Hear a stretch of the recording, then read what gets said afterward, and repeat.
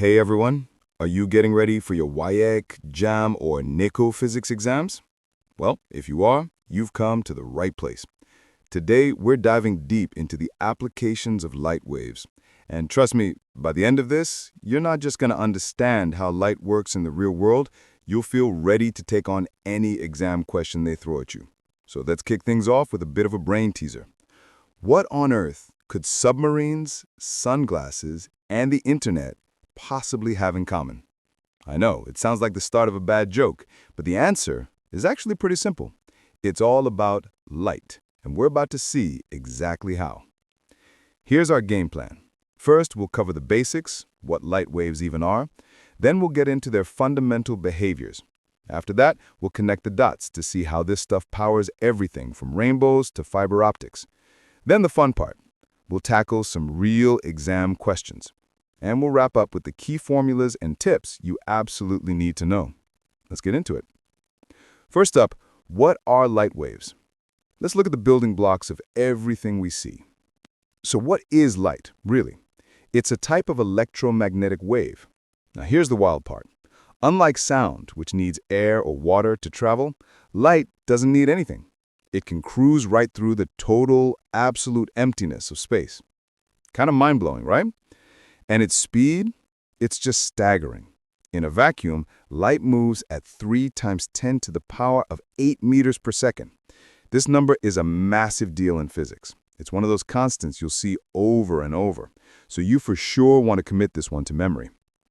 Okay, now let's get into how light actually behaves. I want you to think of these principles as your physics toolkit. These are the essential tools you're going to use to build your understanding and solve problems. First in our toolkit is reflection. This is probably the one you know best. It's just light bouncing off a surface, like when you look in a mirror. But here's the crucial rule, the law of reflection. The angle the light comes in at, that's the angle of incidence, is always exactly equal to the angle it bounces off at, the angle of reflection. Simple as that. And this isn't just some textbook concept. It's everywhere. Periscopes in submarines use simple plane mirrors to see around corners. The side mirrors on a car? Those are convex mirrors, which give you that wider field of view. And some people even use concave mirrors as solar cookers to focus sunlight and generate heat. Next up, refraction. This is the bending of light. It happens whenever light passes from one material into another, say from air into water. And why does it bend? Because light actually changes speed. The math behind this whole process is called Snell's law. And yeah, we're definitely going to be using that one. And again, you can find refraction all over the place. It's literally the reason eyeglasses work. They bend light to focus it perfectly on your retina. It's how a prism can split white light into a full rainbow.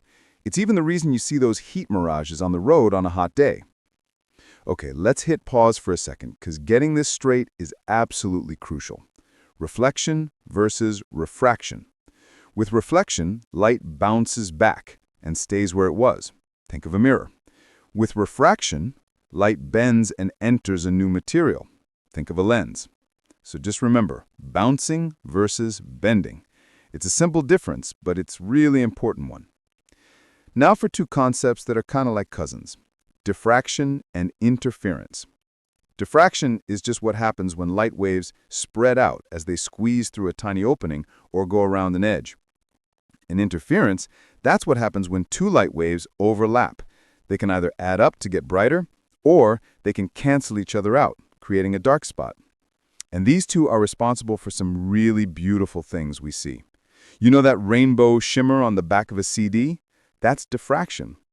And those amazing swirling colors you see on a soap bubble? That's interference. And on a more practical level, scientists use these ideas to create the anti-reflective coatings on eyeglasses. So now we've got all the pieces, all the tools in our toolkit. Let's see how they get put together to build some incredible machines. So back to the internet. Ever really wondered how it works? It's all thanks to an amazing phenomenon called total internal reflection. Here's the deal. A pulse of light is shot into a super thin fiber optic cable. It travels and hits the inside wall of the cable at a really steep angle. And because the angle is so sharp, the light literally can't escape. It's trapped. So it just keeps bouncing and reflecting its way down the cable for miles and miles, carrying all our data with almost no loss in signal. It's a perfect mix of refraction and reflection. Now, check this out. It's so cool how microscopes and telescopes use the same basic principles of lenses to do completely opposite things. A microscope takes tiny things that are super close and makes them look huge. A telescope takes huge things that are super far away and makes them look closer. As you can see, their components and, really importantly for your exams, their magnification formulas are totally different. So pay close attention to this table. All right, we've covered the theory. Now it's time to get our hands dirty. Let's take this knowledge out for a test drive and solve some real exam questions. Okay, let's start with a real question from a past WAEC exam. It says, the critical angle for total internal reflection in a medium is 42 degrees. What is the refractive index of the medium? Let's break it down together. Step 1 is always to remember the right formula. The one that connects refractive index, which is n, and the critical angle, c, is n equals 1 divided by the sine of c. Simple enough. Step 2, we plug in the number they gave us. N equals 1 over the sine of 42 degrees. Finally, step 3, we just do the math. The sine of 42 is about 0.669, so 1 divided by that gives us about 1.49. So our final answer is 1.49. And listen up, here's a huge exam tip. This formula, n equals 1 over sine c, only works when light is going from a denser material into a less dense one, like from glass into air. They love to trip people up with that, so don't let it be you. Let's try another one. This is a conceptual question from a NECO exam. Which of the following optical instruments uses total internal reflection? And your options are A, a simple microscope, B, a periscope, C, a projector, or D, a camera. What do you think? The correct answer is B, periscope. Now, this is a clever question, and here's why. You might think, oh, periscopes just use mirrors, which is simple reflection. And some do. But the more advanced, high-quality ones actually use prisms. And those prisms use total internal reflection to bend the light perfectly. It's a great reminder that one device can use multiple physics principles. We're in the home stretch now. Let's finish up with a super quick rapid-fire review of the most important things you need to remember for the road ahead. Okay, take a good look at this slide. These 3 formulas are your absolute best friends for the optics section of your exam. Snell's law, the lens and mirror formula, and the critical angle formula.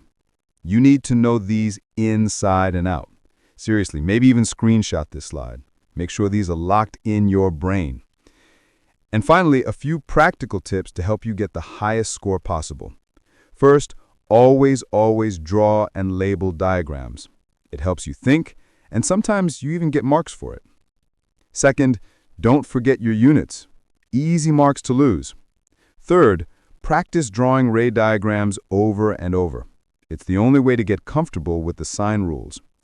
And last but not least, go through past questions. You'll start to see patterns in what they like to ask. So, we've covered a ton of ground today, all the way from the basics of reflection to the tech behind the internet. It really makes you wonder, doesn't it? The next generation of technology is going to be built on these exact same principles. So how is it going to change the way we see the world? Something to think about. Thanks for joining me today, and best of luck on your exams.